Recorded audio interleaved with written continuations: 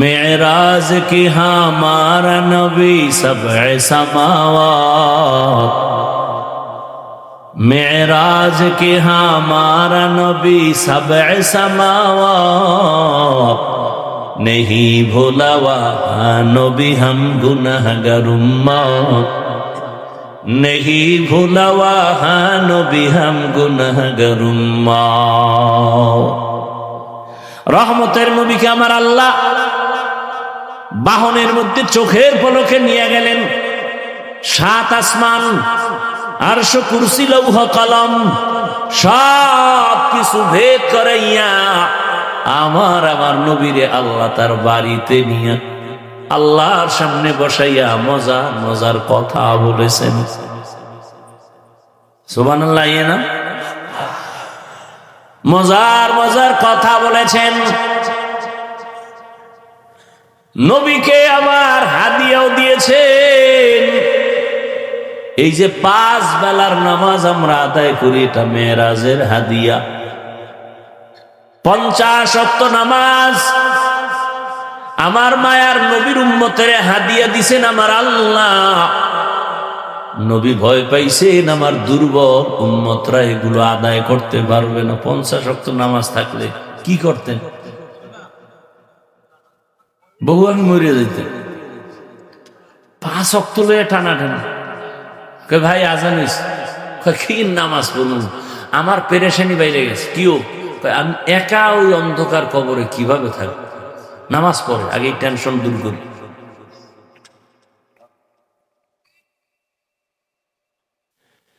পাঁচ ওয়াক্ত নামাজ কমাইতে কমাইতে কমাইতে কত আছে লাস্টে?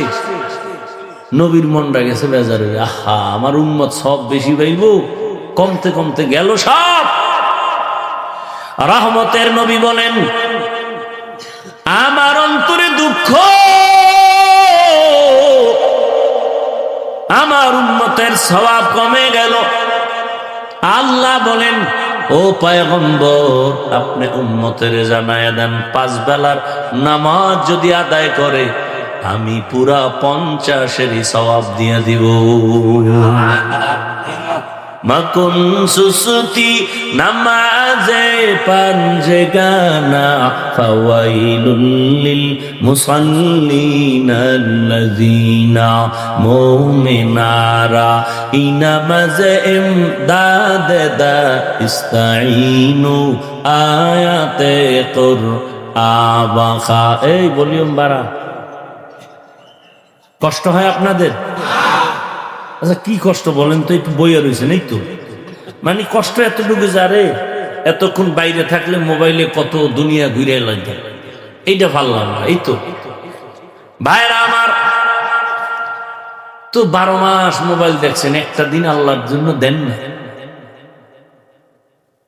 আল্লাহর কাছে দোয়া করেন, এই বর্ষাটাও যদি আপনার ইখলাসের সাথে হয়, আল্লাহ বলবেন যাও আমার আলেম রে, তুই ভালোবাসা কোরআনের মহব্বতে বয়ান শুনছো, আমি আল্লাহর স্পেশাল পাওয়ারে তোকে বিনা হিসাবে জান্নাত দিয়া দিলাম।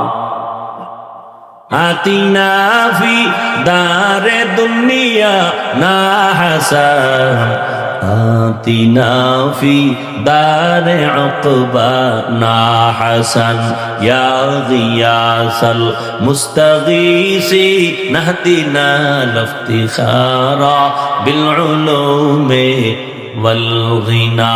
হর গরিদে নেকো তু তৈয়ার হে, जो न मांगे उससे तू बेजार है। বাংলাদেশে একজন ব্যক্তি আমি, যার সর্বাঙ্গে ঘা, চতুর্মুখী তুফান চলে এই ব্যক্তিটাকে নিয়ে। বাইরের লোক, ভিতরের লোক, ডাইনের লোক, বামের লোক পারে না তাজা মাটি দিয়ে ফেলা। আল্লাহ হেদায়াত দান করুন।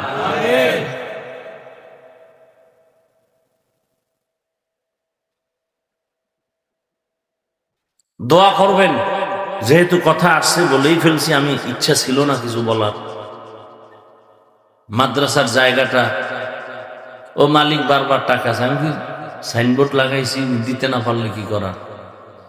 সাইনবোর্ড নিয়ে অন্য জায়গায় বিক্রি করে ফেলো, কি করতে পারি আর? আল্লাহর কাছে কাঁদতেছি, বাইতুল্লাহ যাই ধৈর্য কান্দেছি, আর কি করবো? ওরে বললাম আজকে মাগরিবের পর যে কইছে আপনি লাইভে আসেন, আমি কাছে বলতো পটিয়া মাদ্রাসা কোন লাইভে এত বড় হয়েছে বল?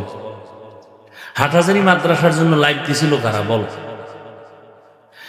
নানুপুর পিসাবের মাদ্রাসার লাইভ দিছে কে বল? মালিবাগ মাদ্রাসা, যাত্রাবাড়ি মাদ্রাসা, বসুন্ধরা মাদ্রাসার জন্য কারা লাইভ দিছিল বল?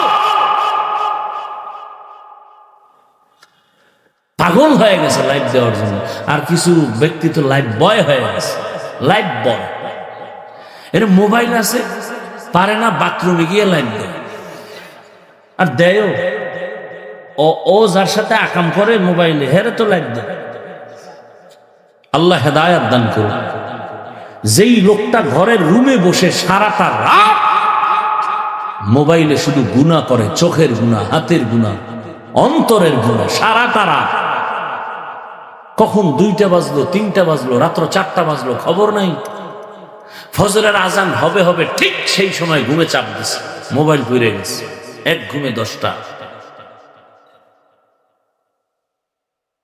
এই যে এখানে এত আশেকের রসুল বসা, আজকে ফজর পড়ে নাই, জহুর পড়ে নাই, আসর পড়ে নাই, মাগরিব পড়ে নাই, এশাও পড়ে নাই, কালকে ফজর পড়বে কিনা এর কোনো গ্যারান্টি নাই। চায়ের দোকানে বয়ে বলবে সব হুজুরেরা খারাপ, সে একাই মাত্র ভালো, সব হুজুর খারাপ। হুজুরেরা কেন রাস্তায় নামবে? হুজুরেরা কেন রাজনীতি করবে? দোষের আর শেষ নেই। ওই এক বেডা বেডি, স্বামী মোটামুটি বুজুর্গ, কিন্তু কপাল খারাপ, বউটা ওই রকম বুজুর্গ পরে। এরকম হয় না? স্বামী ভালো, স্ত্রী একটু অন্য লাইনে, স্ত্রী ভালো, স্বামী আবার অন্য লাইনের। স্ত্রী রোজা রাখছে, স্বামী রাখে না, কয় ভাত দে। রোজা রাইখা স্ত্রী ভাত পাকায় খাওয়াইতে হয় স্বামীকে, এরকম পরিবার আছে। তো ওই আল্লাহর বান্দা মোটামুটি নামাজ কালাম, বুজুর্গ, ভাগরিওয়ালা, স্ত্রী একটু আঁকা বাঁকা, আছে না নেই? দেখতেই পারে। তো একদিন দেখে ওই মহিলা ঘরের সামনের জায়গাটাকে আমগো বরিশাল ভাষায় বলে উঠান, খালি জায়গা ঘরের সামনে। তো এই উঠানে শূন্যের উপরে এক পাগড়িওয়ালা ঘুরে বাতাসে, এরকম চরখার দেখে টেখা এইবার কিছুক্ষণ পর নাই। রাতের বেলা ইবাদত খানা মসজিদ থেকে বুজুর্গ বাসায় আসছে। তুমি কিসের বুজুর্গ? আজকে এক নতুন বুজুর্গ দেখলাম, বাতাসে উড়ে, তুমি কেমন পারছো? তো বুজুর্গ কয় তুমি ভালো করে দেখছো? হ্যাঁ দেখছি। ওই লোকটা তো আমি ছিল। কয় ও এই জন্যই দেখছি পাওয়া একটা বাঁকা হয়ে গেছে। বড় কঠিন হাল। এই জাতিকে ওলামায়ে কেরাম যা দিয়েছে কিয়ামত পর্যন্ত এই নিঃস্বার্থ ভাবে কেউ দিবে না। এরপরও ঘুরে ফিরে হুজুর খারাপ। আমি কালকেও বলছি, যেটি কয় হুজুর খারাপ, রক্ত খারাপ, চরিত্র খারাপ, ওর অন্তর খারাপ, ওর 14 গোষ্ঠী খারাপ। আল্লাহ হেদায়েত দান করুন। কে খারাপ না খারাপ আল্লাহ দেখে না? তোমার পাকনামি করার দরকার কি? অন্তত আলেম ওলামাকে ছেড়ে দাও, আসমান থেকে দেখো না কি ফয়সালা আসে। দেখতে থাক, খালি তাকায় তাকায় দেখবা। তুমি বইলে গুনাহগার হও কেন? তুমি আউযুবিল্লাহ পারো না, তোমাকে এই কথা বলো কেন? শুধু শুধু কবিরা গুনাহ নেও কেন? ছেড়ে দাও। আসমান থেকে ডাইরেক্ট ফয়সালা চলে আসবে। সীমা লঙ্ঘন করলে আর দেরি হবে না, বিচারটা মরার আগে হবে। যত বড় শাইখুল হাদিস আর পাগড়িওয়ালা হোক, আল্লাহর উপরে ছেড়ে দাও।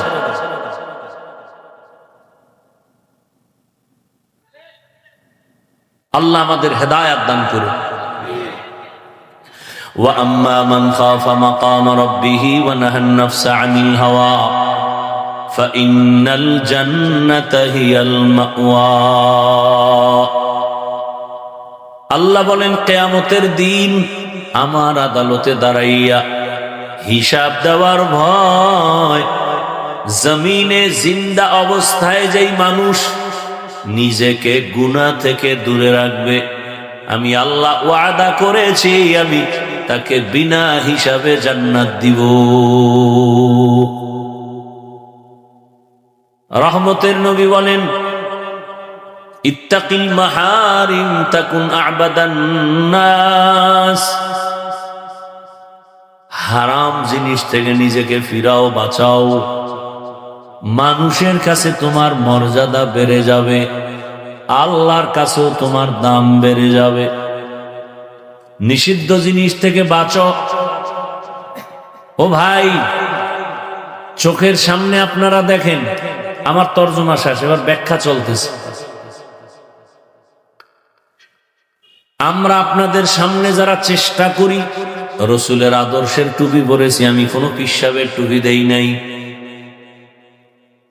আমি রসুলের আদর্শের জামা পরেছি, কোনো পীরের আদর্শ না। আমি রসুলের আদর্শে দাড়ি রেখেছি, কোনো পীরের আদর্শের দাড়ি রাখি নাই। আমি রসুলের আদর্শে নামাজ আদায় করি, শুধু আমি না, এই লাইনে আমরা যারা চেষ্টা করি। আপনাদের চোখের সামনে দেখেন তো আমরা না খায়া মরে গেছি, বলে চোখে আঙ্গুল দিয়া দেখায় দেই, লেখা রেখে বাসায় গিয়ে। মহামারী করোনা গোটা দুনিয়াটাকে স্তব্ধ করে ফেলল। স্কুল পর্যন্ত বন্ধ, কলেজ বন্ধ, চাকরি বন্ধ, ফ্যাক্টরি বন্ধ, বাস গাড়ি, দোকান পাট সব বন্ধ। ইতিহাস ভুলে যাবেন না, ওই সময় আল্লাহর কোরআনের একটা মাদ্রাসাও বন্ধ হয় নাই। কি মিথ্যা বলছি? একজন হুজুরেও না খায় মরে নাই, ভুলিয়েন না। শিক্ষিত দুই কুলাঙ্গার সন্তান বাবাকে করোনায় যখন আক্রান্ত করে ফেললো, এক পর্যায়ে বাবা মরে গেল। সন্তান ট্রিপল মাস্ক লাগায় বসে আছে, বাবার কাছে যায় না, করোনা মরার ভয়। এলাকার গরিবদের ডাকলো, গরিবদের ডাক দিয়া বলল, কিছু টাকা দিব, বাবার লাশটা টেনে রাস্তার বাহিরে ফেলে দাও। রাস্তা টাইনে ফেলাই দিস, দরওয়াজা জানালা লক করে দিল। জানালা দিয়ে একটা নজর তাকায় দেখলো না বাবার লাশ কুকুর খেলো নাকি জানাজা হলো। যুবক বাবারা, আমার কথা যদি আমি ভুল বলি, তুমি আমাকে একটু ইশারায় বললো যে এটা ভুল, আমি তওবা করে নিব। আর যদি দেখো না সত্যি, তাহলে অন্তরকে বুঝাও যে তুমি সোজা হবা কেমনে, তওবা করবা কিভাবে, সেই চিন্তা করো। জানালা দিয়া তাকাইল না, বাবার লাশের খবর কি? ইতিহাস। সেই সময় আমার দেশের শত শত লাশ, করোনার লাশগুলো ওলামায়ে কেরাম টুপিওয়ালারা নিজেদের কাঁধে নিলেন, গোসল করালেন, জানাজা পড়াইয়া কবরে রাখছেন। একজন হুজুরেও করোনায় মরে নাই। নগদ, বাকি বুকি কোনো কথা নেই। রোহিঙ্গা ক্যাম্পের খবর নাও। দুনিয়ার অনেকে টাকা পয়সা অনেক কিছু দিছে, কিন্তু বেশিরভাগ ওলামায়ে কেরাম দিছে নিঃস্বার্থ, বাকিরা দিছে স্বার্থের জন্য। কি স্বার্থ? এখন গিয়া আমগো ফর্ম পূরণ করে, তো টাকা দিছে, আমরা এনজিওর লোক, এনজিওর ফর্ম পূরণ করো। শেষ পর্যন্ত কিস্তিতে টাকা দিতে দিতে মানুষের লোভ দেখায়, কেমন বসি লাগায়। মরার আগে কিস্তি আদায় করতে পারে নাই, লাশের সামনে গিয়া এনজিওর লোকগুলো দাঁড়ায় বলে 13টা কিস্তি বাকি, দিয়া কবরে লাশ নামা। হারামে আরাম নাই। কই আমরা এত কষ্ট করে জীবন কাটাই, 5 জন সন্তানের খানা রেডি করতে খবর হয়ে যায়, অথচ মাদ্রাসায় শত শত ছাত্র, শত শত ছাত্রর মধ্যে অর্ধেক ফ্রি, গরিব, এতিম, অসহায়। অথচ 3 বেলা খানা চলে, রুটিন করা খানা চলে। মানুষের কাছে ভিক্ষাও করি না, আপনাদের কাছেও ছোট হই না, বিরক্ত করি না। আল্লাহ হেফাজতের জিম্মাদারি নিছেন। দয়াময় আল্লাহ তার বান্দাদের অন্তরে মোহাব্বত বাড়াইয়া তাদের রিজিকের ব্যবস্থা করতেছেন। ছাত্রদের আগামীকাল দুপুরের খানা নাই, রাত হয়ে গেছে। হুজুরেরা পরামর্শ করলো কি করা যায়। আল্লাহর কাছে সেজদা দিয়া কান্না শুরু করো, মোনাজাত দাও। ভোর রাতে কান্না, হে মালিক, নিজের বাড়িঘর পরিবার ছাড়িয়া তোমার বান্দাদের সন্তানদের মানুষ বানাবার জন্য মেহনত করি, বেতন মাত্র 5-6 হাজার টাকা, তাও মাসে মাসে পাই না। আগামীকাল খানার কিছু নাই, বোর্ডিং খালি। ও আল্লাহ, আমি শিক্ষক না খাইয়া কাটাইতে পারি, কিন্তু এই ছোট বাচ্চাগুলো যারা ভোর রাত্রে উঠা কোরআন তেলাওয়াত করবে, ওদের যদি খানা দিতে না পারি, কলিজায় মানাইতে পারবো না। মোনাজাত দিয়া কান্নার পর সকালবেলা এক ভদ্রলোক মাদ্রাসায় হাজির। হুজুর, ছাত্র কত? 400। বলে একবেলা খানা কত টাকা লাগবে? বলে আপনি যদি ভরপুর খানা দেন 50 থেকে 70 হাজার। বলে আপনি দুপুরের খানার আয়োজন করেন, সব টাকা আমি দিব। আমার আব্বার জন্য দোয়া করবেন, আমার মা অসুস্থ দোয়া করবেন, আমার ব্যবসায় ঝামেলা দোয়া করবেন। হুজুরেরা তারে জোর করে নিয়ে আসছে। কে পাঠাইছেন? গর্তাওয়াকুল মিকুনিহার সবহশান মিরাসানাদ রিজকে তু আজলা মাকাম জুজবা হাকচি জে মাখাজ ইনসুজা ফজলে উআ মস্তে দর জুমলা জাহা। আপনাদের চোখের সামনে নবীজির আদর্শ মানিয়া জেনারেল লাইনে আপনাদের মতো কত বান্দা, হুজুর না, স্কুলে পড়ে, কলেজে পড়ে, চাকরি করে, ব্যবসা করে, 5 ওয়াক্ত নামাজও পড়ে, দাড়িওয়ালা। আপনারাই জবাব দেন, আছে না নাই? অশান্তিতে আছে। নবীর আদর্শের কারণে তাদের এখনো সম্মান। উলামায়ে কেরামের মোহাব্বত অন্তরে জমা করে, চাইলে অনেক হারাম খাইতে পারে, কিন্তু খায় না। কার ভয়? এই ভয়টা যতদিন অন্তরে আসবে না, ততদিন পর্যন্ত ওই বান্দার দুনিয়ায় কোনো শান্তি আসবে না, গুনাহ থেকেও বাঁচতে পারবে না। ও ভাই, আপনি অন্যায় করেন, শিশু বাচ্চার কোনো দোষ আছে? তাও জ্বরে আর হাত পাও বাঁকা হইল কেন? এই সন্তানের মা বাপ, শিশু বাচ্চার তো কোনো গুনাহ নাই, ওর কিডনির সমস্যা কেন? ওই বাচ্চার কেন ক্যান্সার হয়? ওই বাচ্চা কেন পড়ে গিয়া হাত ভাঙ্গে, পাও ভাঙ্গে? একমাত্র কারণ, আপনি মা বাবার গুনাহের কারণেই শাস্তি পায় সন্তান। আপনার গুনার কারণে। ভাইরা আমার, পয়গম্বর সুলাইমান গোটা দুনিয়া পরিচালনা করেছেন। এ ঘটনা কোরআনে আছে না নাই? আমি কিন্তু আগেই বলছিলাম, আপনি মানেন বা না মানেন, সত্য কথাটার সাপোর্ট দিয়ে পারবেন না? পারবেন? পয়গম্বর সুলাইমান গোটা দুনিয়া পরিচালনা করেছেন। কথাটা কোরআনে আছে না নাই? বাসুলাইমা দাদে মুলক সরওয়ারি, বাসুলাইমা দাদে মুলক সরওয়ারি, খদমতি খাতে মশদে ওয়াপরি। ভাইরা আমার, ইউসুফ নবী মিশরের অর্থমন্ত্রী নিয়ে দায়িত্ব নিয়ে পালন করেছেন, ঘটনা কোরআনে নাই? আপনারা ইসলামটাকে মনে হয় দুর্বল মনে করেন না?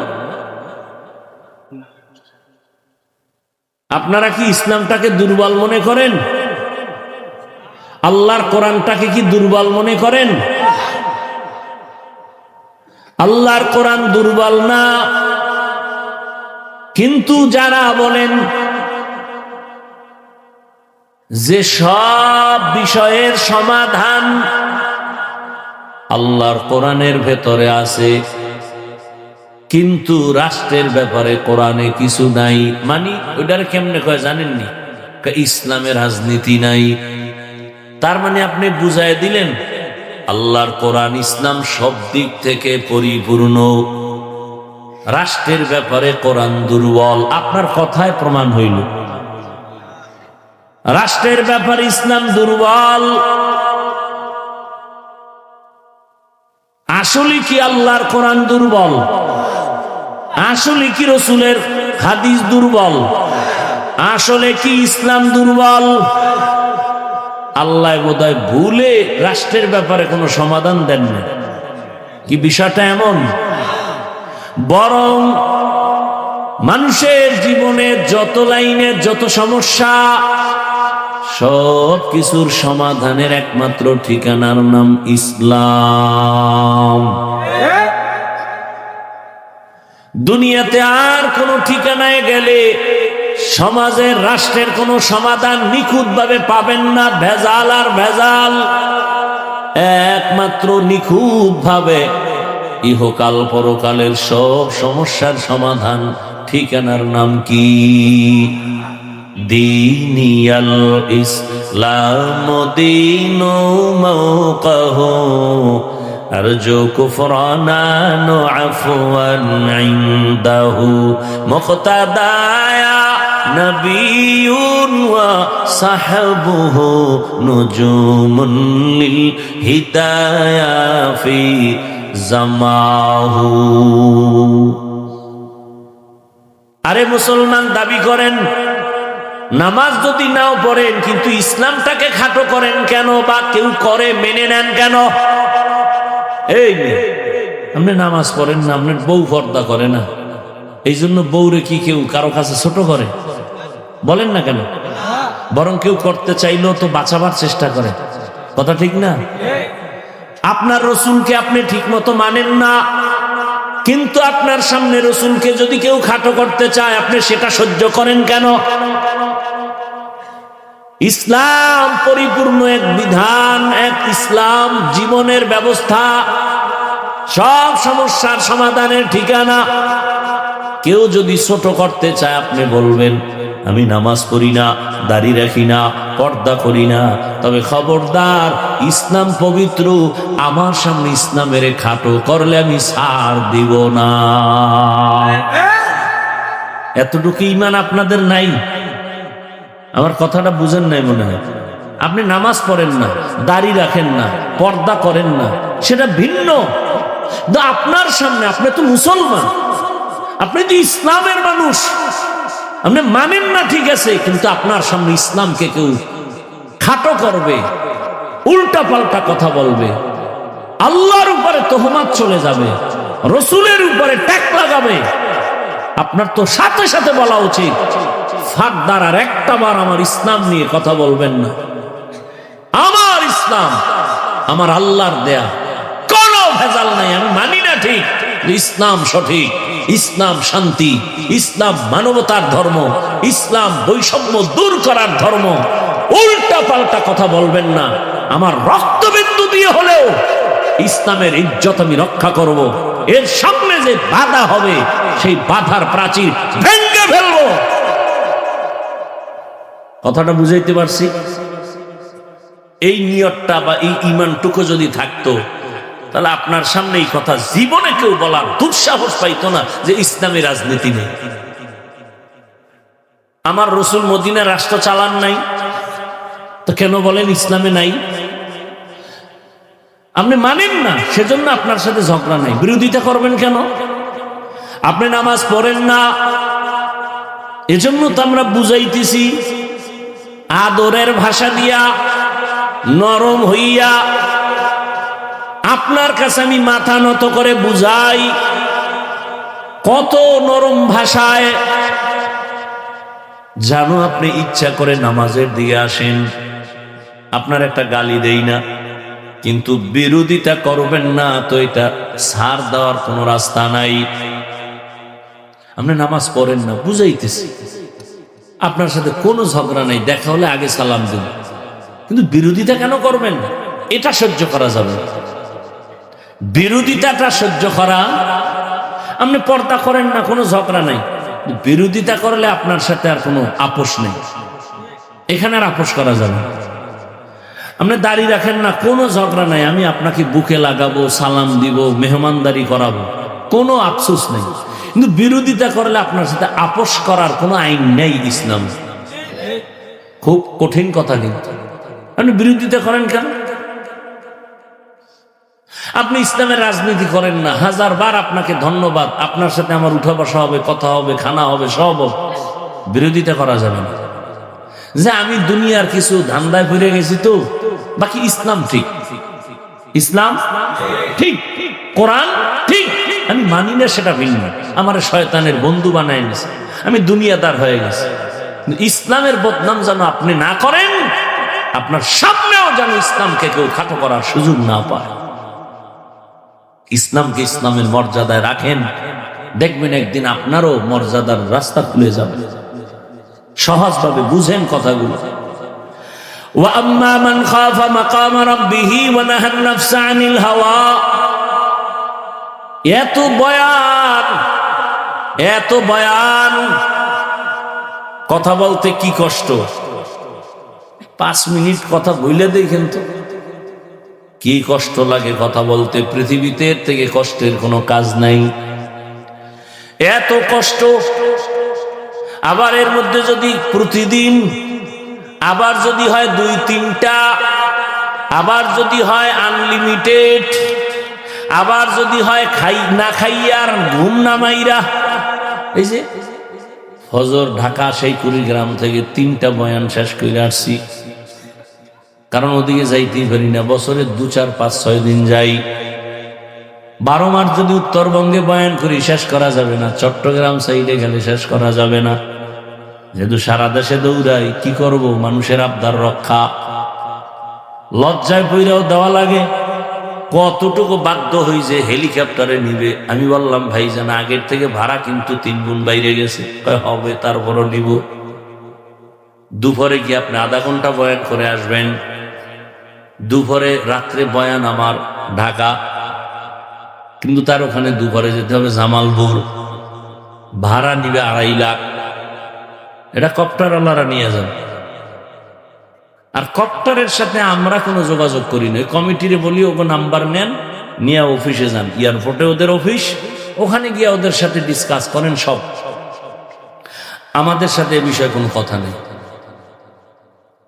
কিন্তু বদনামগুলো আমাদের উপরে চলে আসে, নিতে চাই না। সব ঠিক, আমিও ঠিক, হেলিকপ্টার কি বলে কমিটি ঠিক, মাহফিল ঠিক, বয়ান চলতেছে, হাফিজুর রহমান নাই, কি ও হেলিকপ্টার যাবে না, গজব কি, কুয়াশা। কেন নিচে দি সব রৌদ্র, কয় না উপরে গেলে সব অন্ধকার। হ্যাঁ নে কি বলে দাঁত চালায় বই দিছে, ওরা যাবে না। এখন আমগো তো মাথা গরম, ইজ্জত শেষ, আর অগত টেনশন নাই। তোমার 2-2.5 লাখ টাকার জন্য আমার কোটি কোটি কোটি টাকার যন্ত্র নষ্ট করব কেন? আর কেউ ধরে বিচার দিবেন? এ দেশে বিচার আছে। 15 বছর জেল খাটছে, আদালত থেকে এখন বাইরে হয়েছে, তোমার কোনো দোষই নেই। তাই 15 বছর এই শাস্তি দিলি কেন? এটা বোনাস। যাদের কাছে বিচার দিবেন এদেরকে টাকা খাওয়াই ওরা কনভিন্স করে রাখে, বিচার নাই।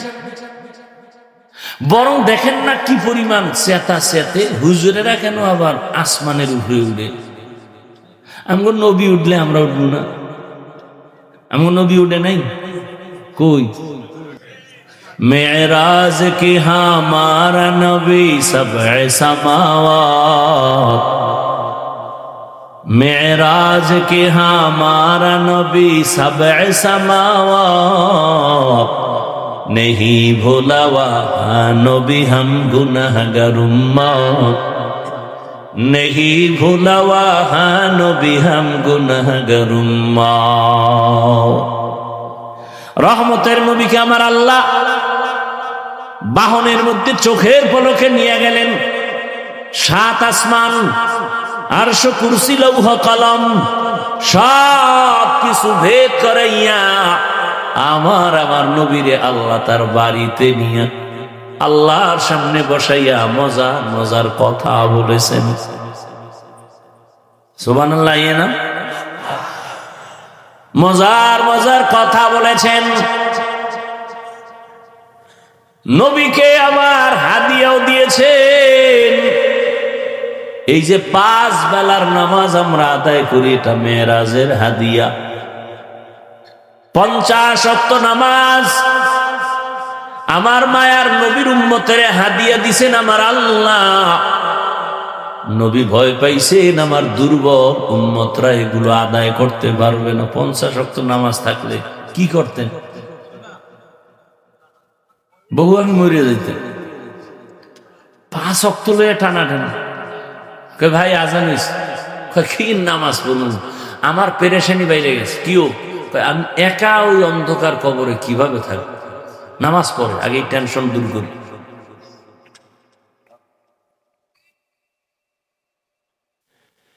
5 ওয়াক্ত নামাজ কমাইতে কমাইতে কমাইতে কত আছে লাস্টে? নবীর মনটা গেছে বেজারে, আহা আমার উম্মত সব বেশি পাইব, কমতে কমতে গেল সব।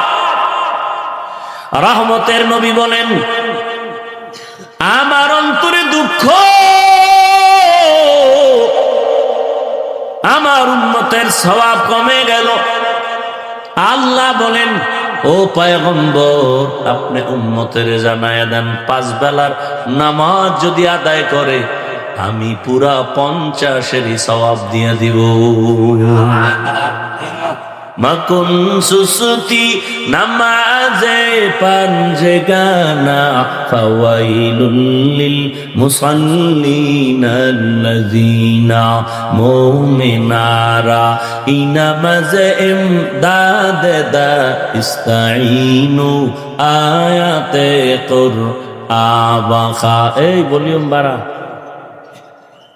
কষ্ট হয় আপনাদের? আচ্ছা কি কষ্ট বলেন তো, একটু বইয়া রয়েছেন এই তো, মানে কষ্ট এতটুকু যারে এতক্ষণ বাইরে থাকলে মোবাইলে কত দুনিয়া ঘুরে লাগে, এইটা ভালো লাগলো। এই তো ভাইরা আমার,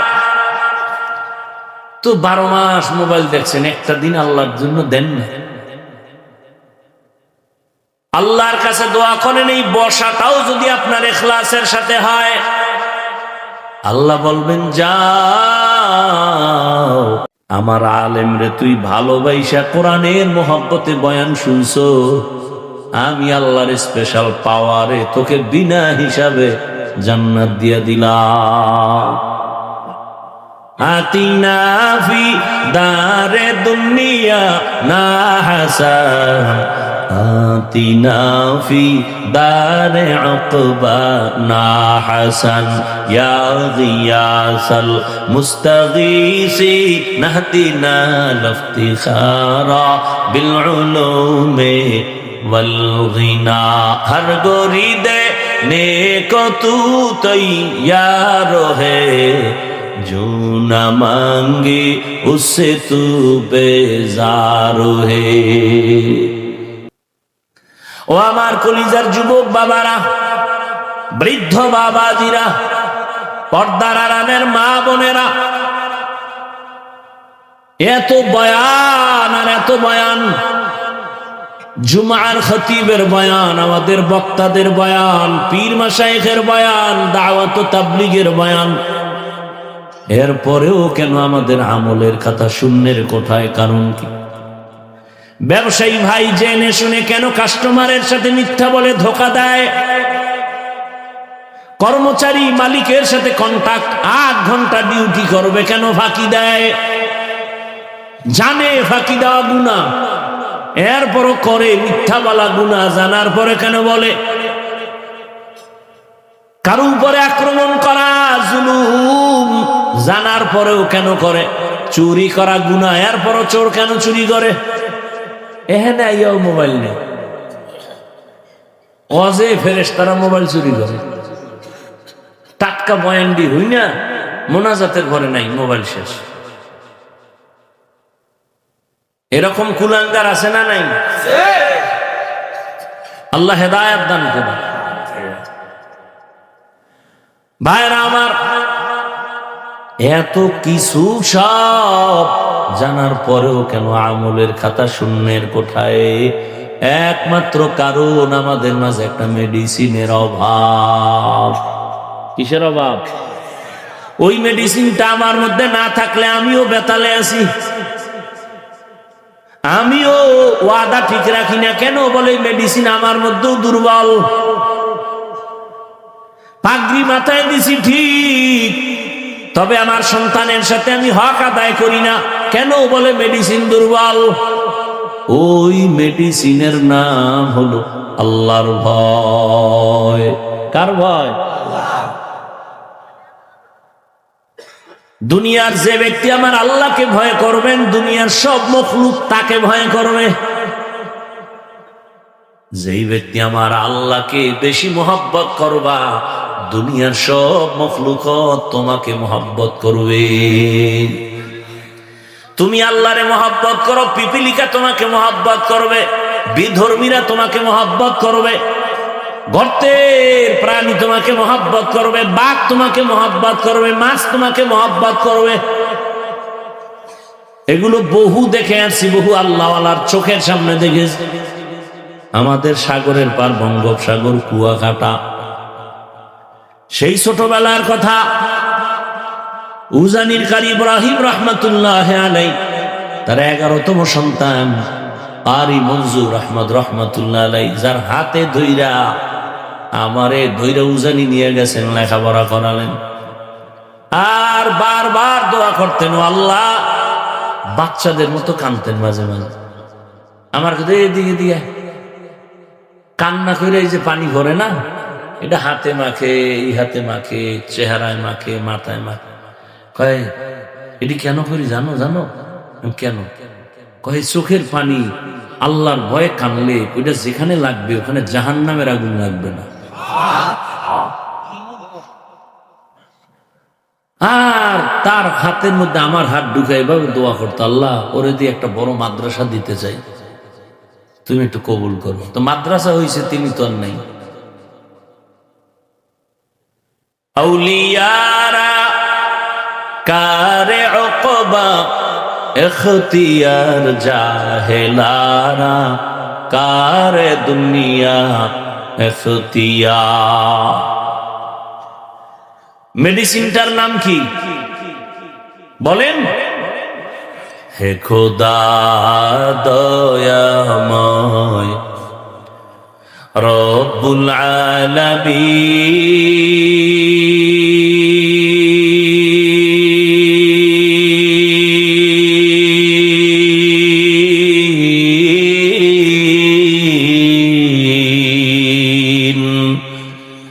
জীবনে মরণে ভয়, কি হবে সেই দিন, হে খোদা, হে খোদা দয়াময় রব্বুল আলামিন।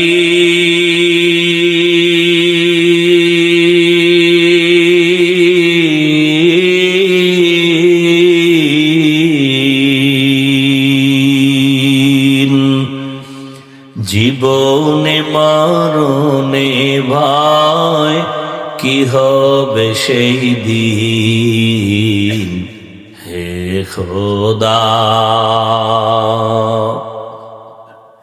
ধরাতে আসিয়া আজি বড়ই অসহায়,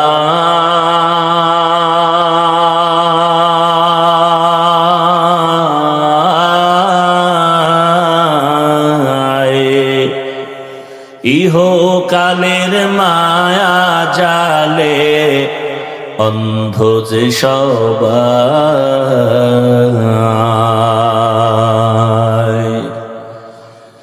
ধরাতে আসিয়া আজি বড়ই অসহায়,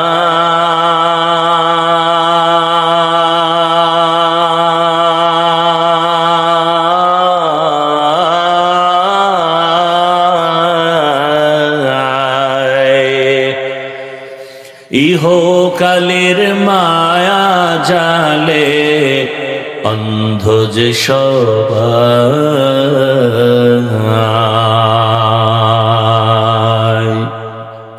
দাও হেদায়াত মুক্তি দাতা, দাও হেদায়াত মুক্তি দাতা, গফুরুর রহিম।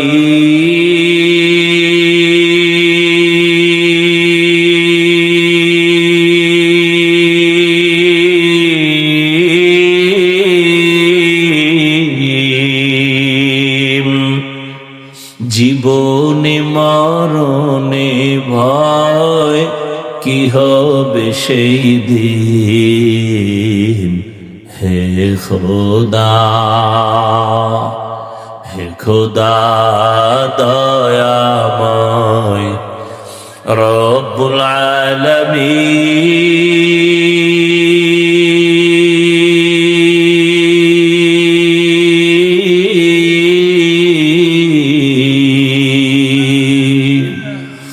জীবনে মরণে ভয় কি হবে সেই দিন